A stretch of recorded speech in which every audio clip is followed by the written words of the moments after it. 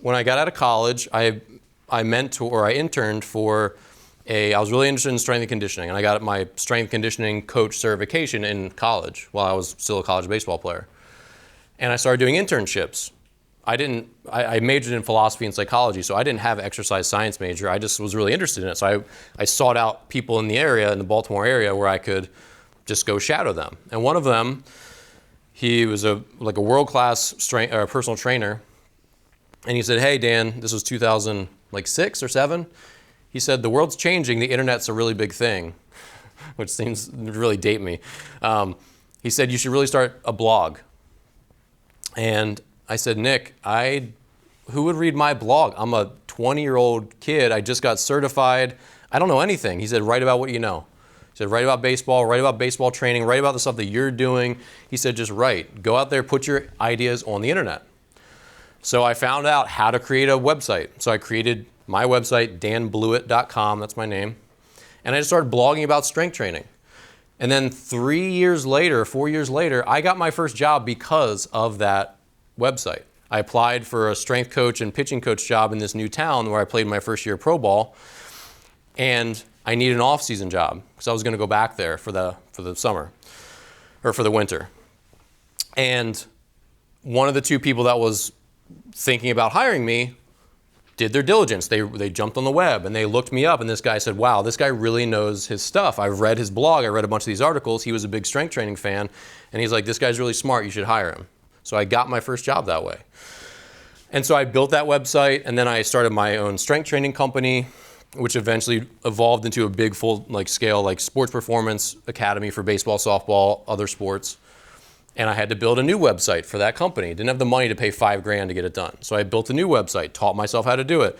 Then when you start to market your business, well, I need a social media ad. So I learned how to make a decent looking thing on PowerPoint. And then I start to make it on Canva. And then I start to learn some of the Adobe apps. And today I do everything in the Adobe apps, which are incredible.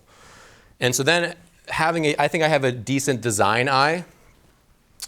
You just start to say, this isn't good enough. I want to be better. How can I be better? And I start to upskill. I've taken some online courses about graphic design to learn how to use new tools, and I will look around a lot and I see, wow, and I take a photo of something I think is really cool, and I think, how could I use that technique? How could I learn how to do that thing? And just like anything else, I looked at other graphic designers and I said, wow, I don't have those skills, but I bet I can figure out how to do that. And then I search the web and I look at a YouTube tutorial and I just learn. So I've been self-taught for my graphic design, for my video editing. I produced both of my audiobooks for 2 of my 4 books. I didn't know how to do that, and I learned. Bought the microphones, learned how to edit audio, which is, in my opinion, the worst thing a person can do. It's so hard.